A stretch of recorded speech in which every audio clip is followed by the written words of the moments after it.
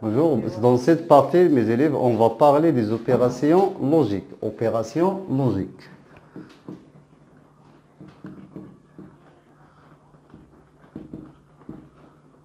Comme on avait vu, on a déjà parlé d'une proposition. Maintenant, on va parler de la négation d'une proposition. Donc, la négation d'une proposition est aussi une proposition. Ce qu'on appelle, par exemple, j'ai une proposition P, sa négation est non P. Donc, non P est aussi une proposition. Donc, la négation d'une proposition P est non P. Non P. C'est une proposition. On note ici P bar ou bien un trait horizontal avec un crochet en haut. Non P. Alors, qu'est-ce qu'une proposition non P? La proposition non P est une proposition qui est vraie si P est fausse. Et fausse si P est vraie. Donc, la proposition non P est une proposition vraie si P est fausse. La proposition non P est fausse si P est vrai. Et alors, par cette définition, on peut construire ce qu'on appelle la table de vérité. Donc, table de vérité. On appelle en arabe jadwal al-haqiqa. Table de vérité. Donc, table contient la proposition P et la proposition non P. Alors, si P est vrai, vrai, on note vrai par la lettre V ou bien par le chiffre 1. Alors, non P est fausse. Et si la proposition P est fausse, alors la proposition non P est vraie. Voilà la table de vérité. On a déjà dit qu'il existe une relation entre deux propositions ou bien une relation entre plusieurs propositions. Par cela, si j'ai deux compositions, je peux construire une seule proposition à partir de ces deux propositions. Par conjonction ou bien par la disjonction. La conjonction de propositions, c'est quoi? Conjonction de propositions. Donc, on peut utiliser cette conjonction en utilisant la conjonction et. Alors, soit P et Q de proposition. Donc, à partir de la proposition P et la proposition Q, je peux construire une seule proposition que je note P et Q. Donc, soit P et Q de proposition.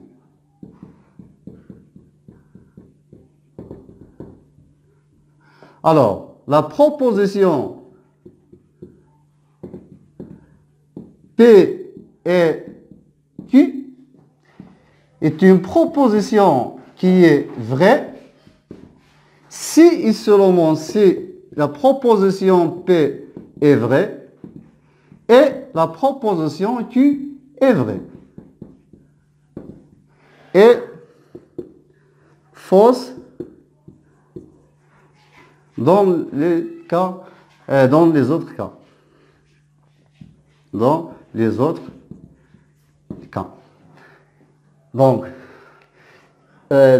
P et Q est une proposition composée par deux propositions liées par la conjonction et. C'est une proposition qui est vraie quand si et seulement si la proposition P est vraie et la proposition Q est vraie. Et dans le cas contraire, elle est fausse. Ainsi, on peut construire la table de vérité. Table de vérité. De la proposition P et Q. De la proposition P et Q. Donc, je note P, Q et P et Q. Alors, si P est vrai et Q est vrai, alors P et Q est vrai. Si P est fausse et Q est fausse, alors la proposition P et Q est fausse. Si P est vrai et Q est fausse, P et Q est fausse. Si la proposition P est fausse et la proposition Q est vraie, P et Q est fausse. Donc, la proposition P et Q est vraie dans un seul cas. C'est le cas de P est vrai et aussi Q est vrai. Maintenant, on va voir les disjonctions de deux propositions. Disjonction de deux propositions.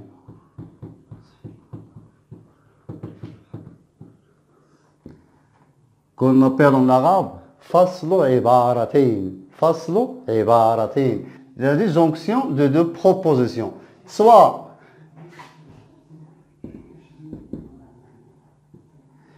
P et Q, deux propositions. عطف عبارتين. عطف عبارتين. هنا فصل عبارتين. Donc, soit P et Q, deux propositions. Alors, la proposition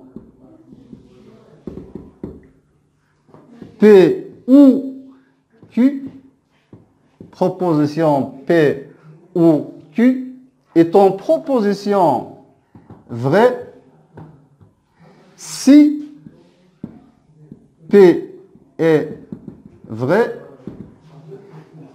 ou Q est vrai. Et fausse si P et Q sont fausses en même temps.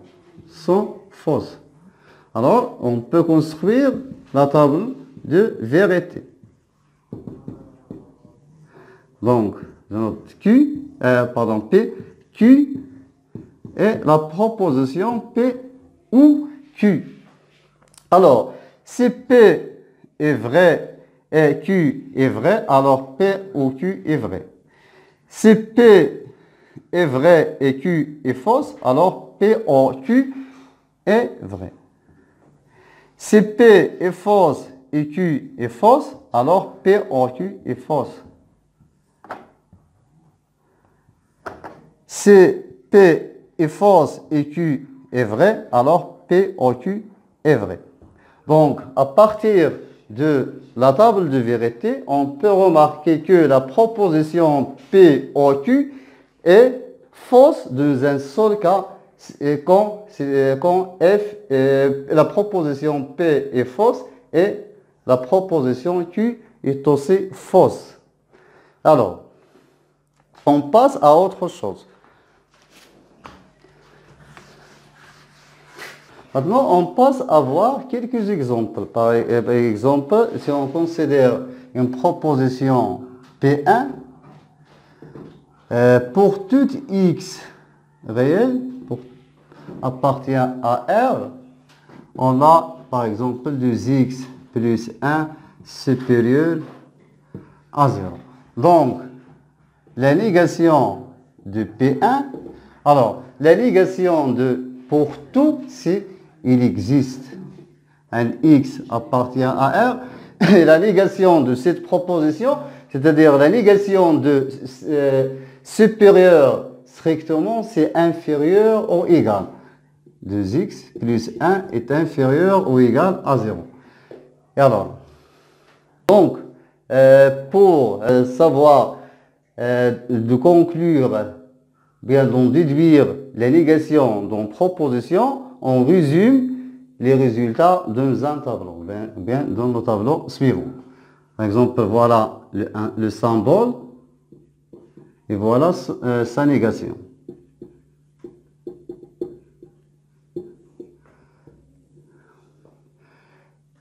Le quantificateur universel pour tout ou bien quel que soit sa négation, elle existe au moins. et inverse. La négation de il existe est pour tout.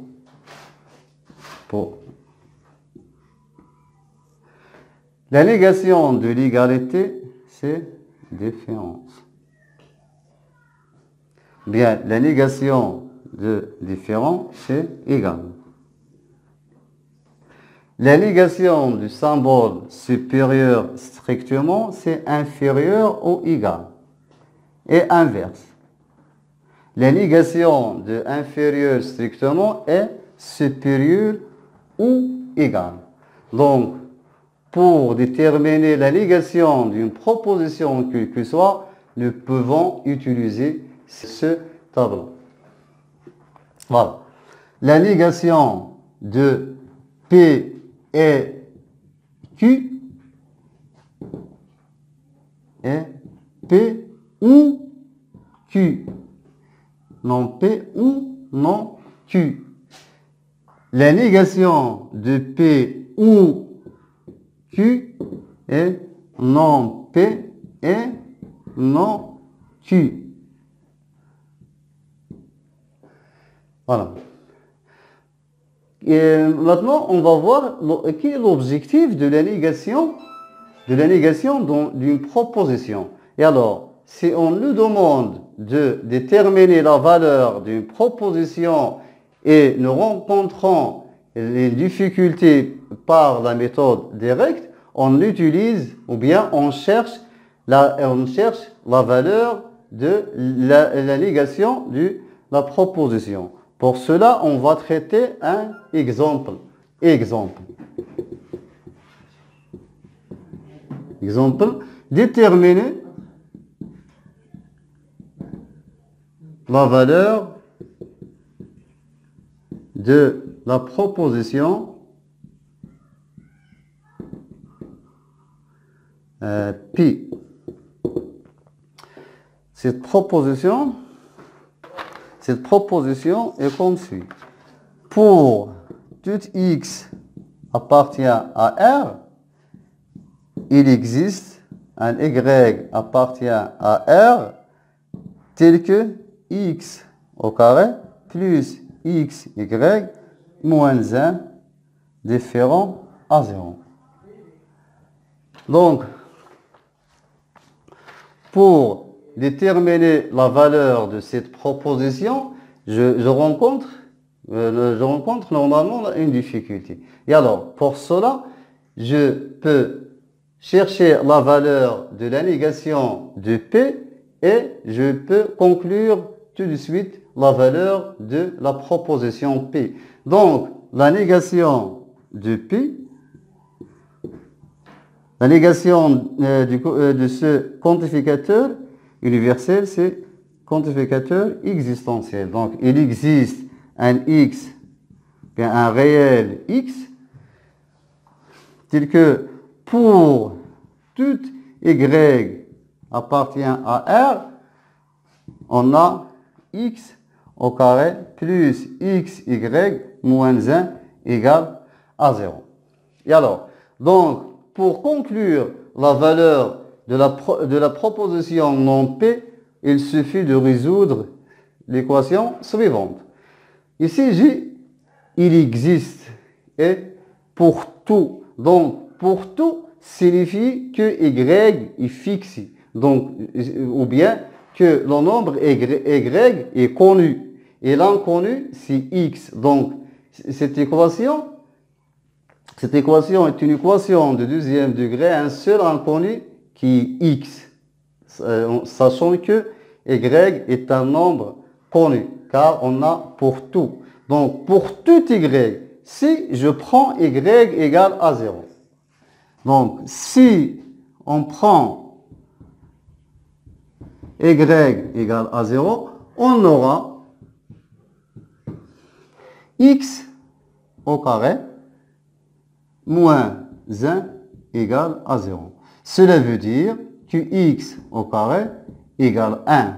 Cela veut dire que x égale 1 ou x égale 1 moins 1. Donc, la proposition non P est vraie. Donc, la proposition non P est vraie. Ainsi, on peut conclure que la proposition P est fausse. Ainsi, la proposition P est fausse. Rappelons qu'on a déjà dit, la négation d'une proposition P est notée P bar ou bien non P. C'est une proposition qui est vraie, c'est la proposition P est fausse.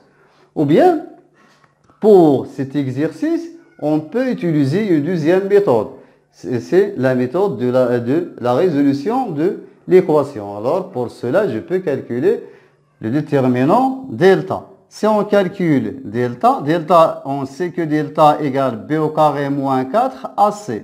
Dans notre cas, b c'est y, car y est un nombre connu, et a égale à 1, et c égale à moins 1.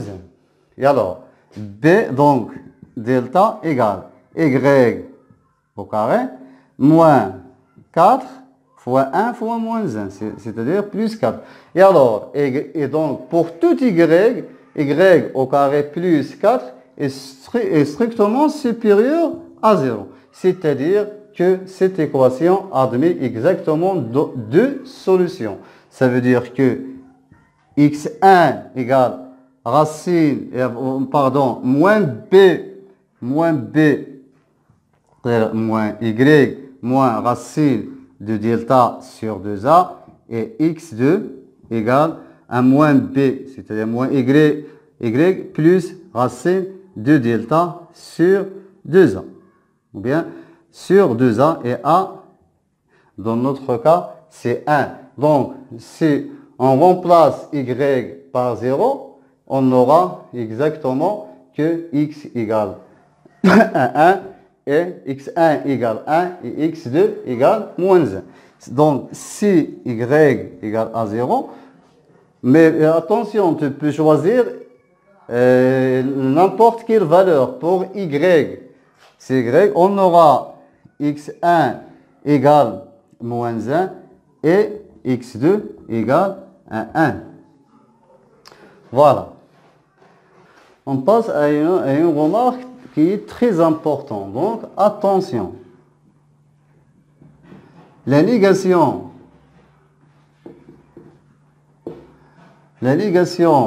de quel que soit x appartient à R,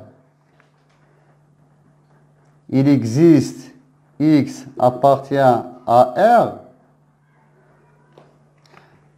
La négation de il existe pour tout x appartient à R et il existe au moins x appartient à R. Et non pas pour tout x n'appartient pas à R. Ça est fausse. Autre remarque, la négation de pour tout x supérieur à a et il existe x supérieur ou égal à et non pas